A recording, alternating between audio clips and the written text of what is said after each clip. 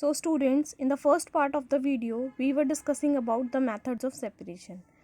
Now in the second part of the video, we will discuss the rest of the method of separation. So let's start with sedimentation.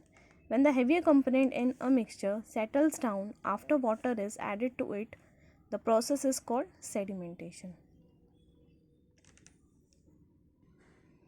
Earlier we were removing the impurities present in rice grains by hand. Now in this case what we will do, here we will put some water in the rice grains and leave it undisturbed for some time. Now what will happen? The rice grains will settle down and the impurities float in water. This process is called sedimentation. The next method is decantation. The process in which water or any other liquid above the sediment is removed without disturbing the sediments is called decantation.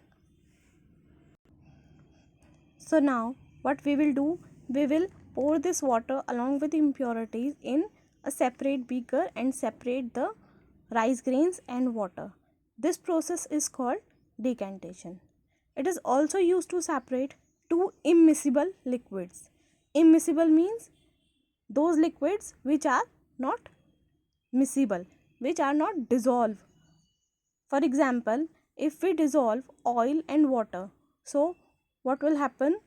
The oil will float in water and form a separate layer.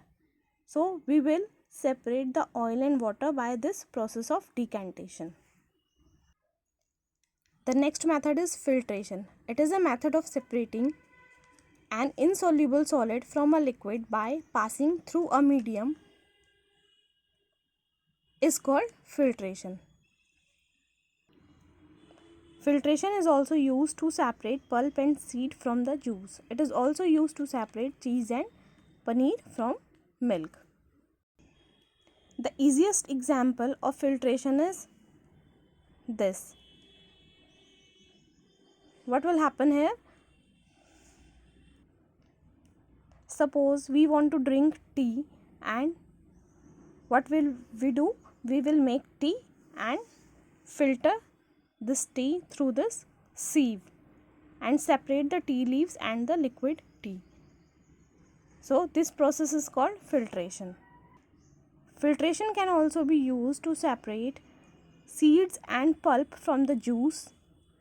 It is also used to separate cheese and paneer from milk. Our next method is evaporation. Evaporation is the process in which liquid gets converted into its vapor. It can also be used to separate solids dissolved in a liquid. In evaporation, what will happen when we heat any liquid? So it changes its state and convert into gaseous state and convert into vapor form. So this process is called evaporation.